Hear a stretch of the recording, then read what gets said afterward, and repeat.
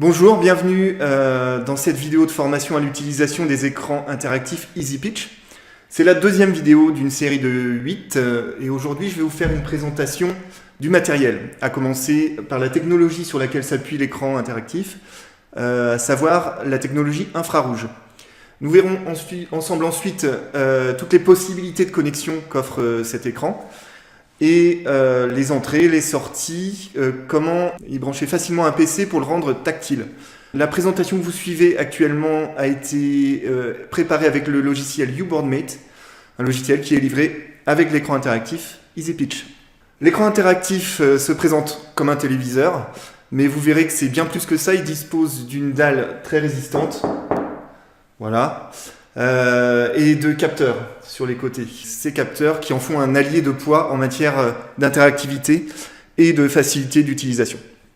Pour commencer, parlons un peu de la technologie de détection infrarouge qui permet de rendre interactif justement cet écran. L'infrarouge est un rayonnement électromagnétique qui a une longueur d'onde supérieure à celle de la lumière visible.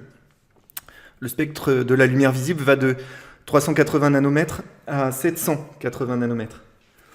Au-dessus, l'œil humain ne peut pas détecter les rayonnements et le domaine de l'infrarouge justement se situe au-dessus de 780 nanomètres.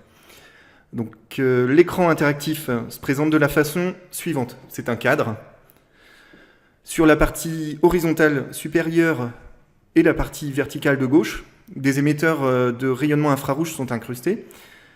Et sur la partie horizontale inférieure et la partie verticale de droite, des récepteurs à ces rayonnements sont incrustés. Les émetteurs produisent des rayonnements infrarouges qui sont détectés de l'autre côté par les récepteurs. Et lorsqu'on place un objet tel qu'un stylet sur l'écran, les rayons infrarouges sont coupés et les détecteurs en face ne les reçoivent plus. Et il en découle du coup des coordonnées qui indiquent la position de l'objet.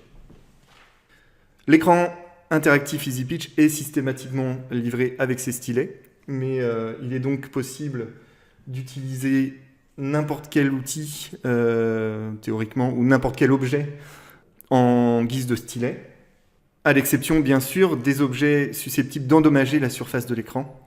Et à l'usage, vous apercevrez que l'outil le plus efficace et le plus adapté à l'utilisation de votre écran, eh bien, ce sont vos doigts. Pour allumer l'écran, c'est très simple. Vous avez deux possibilités. Par le bouton qui se trouve sur le côté gauche de l'écran, le bouton Power, ou par le bouton de la télécommande, tout simplement. Avant de faire cela, assurez-vous tout de même de bien avoir positionné l'interrupteur d'alimentation ON, qui se trouve ici. D'alimentation donc sur ON, il se trouve sous l'écran, côté droit, à côté du câble d'alimentation. Et pour l'éteindre, on procédera de la même façon. Et notez d'ailleurs que l'écran supportera parfaitement d'être éteint, même si des applications sont en cours, puisqu'il fonctionne comme une tablette sous un système Android. Android, justement, c'est donc le système qui permet de faire fonctionner l'écran EasyPitch. Il est inclus sous sa version 5.0 et fonctionne comme celui dont vous disposez dans vos smartphones ou vos tablettes. On peut faire un point d'ailleurs sur ce qui est inclus, ce qu'on peut connecter de façon filaire ou alors sans fil. Est inclus dans l'écran interactif un routeur Wi-Fi qui vous permet de disposer d'une connexion Wi-Fi partagée et ainsi d'accéder à Internet sur votre PC, votre tablette ou votre smartphone. Donc on peut connecter en sans fil des smartphones de type Android ou des smartphones Apple. Et outre les systèmes Android, il est possible de travailler dans l'environnement Windows en branchant simplement un PC à l'écran. Donc, on va voir tout à l'heure comment brancher le PC ou simplement en y insérant un OPS qui est disponible en option et qu'on placera dans l'emplacement prévu à cet effet à droite à l'arrière de l'écran. L'écran EasyPitch bénéficie d'un ensemble de connexions et d'entrée et de sortie qui lui permet de faire face à toutes les configurations.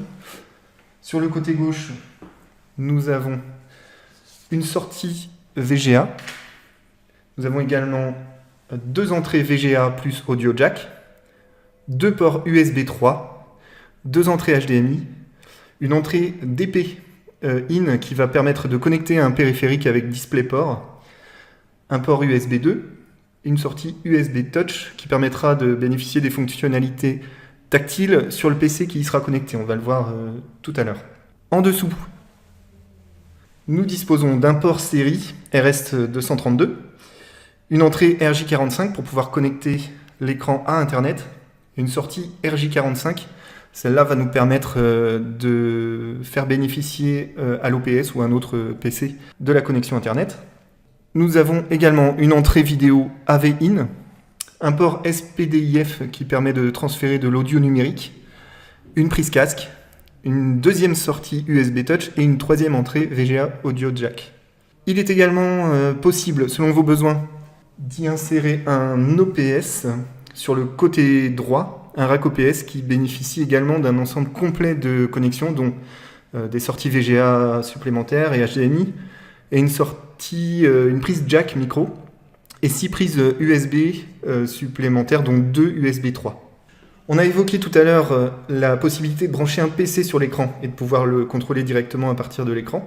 Alors voici comment il faut s'y prendre. Pour ce faire, il nous faudra un PC évidemment et votre écran interactif.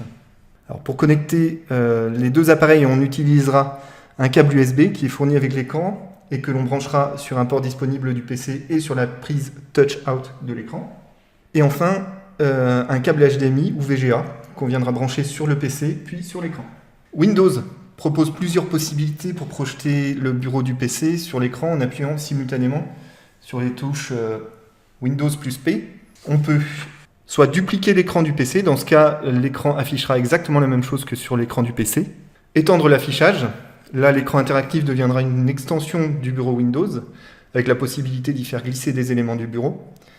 Ou n'utiliser que l'écran interactif pour l'affichage. Dans ce cas, l'écran du PC sera désactivé et tous les éléments du bureau Windows apparaîtront sur l'écran EasyPitch. Voilà donc le seul réglage à faire au niveau du PC. Au niveau de l'écran, il va falloir choisir la source pour qu'il affiche l'image provenant du PC. Changer de source sur l'écran interactif EasyPitch peut se faire de 3 manières. On peut changer de source sur l'écran par le bouton source, qui est situé à gauche de l'écran. On peut également effectuer un swipe du bas vers le haut avec 2 doigts au milieu de l'écran. Et une roue d'accès rapide va alors apparaître. On appuiera sur l'icône source qui apparaîtra. Et enfin, on peut utiliser également la touche Input de la télécommande qui se trouve ici. Pour entretenir votre écran et faire par exemple disparaître les traces de doigts, il faut simplement utiliser un chiffon doux imbibé d'alcool ménager de type isopropylique.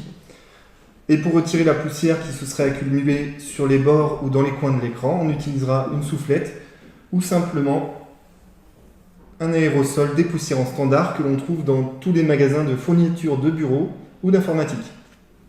Pour aller plus loin, n'hésitez pas à consulter notre site assistance.easypitch.eu. Vous y trouverez toutes les informations concernant la prise en main du matériel, la configuration du routeur, la documentation complète de l'écran interactif. Vous pouvez également y télécharger tous nos guides et de nombreuses applications Android au format .apk. On se quitte comme d'habitude avec une petite interrogation surprise sur tout ce qu'on vient de se dire. Je vous laisse y répondre tranquillement. Toutes les réponses sont disponibles dans le descriptif sous cette vidéo et vous pouvez également y récupérer le script de la vidéo et le fichier au format uBoardmate de ce module. Merci de votre attention, à très bientôt.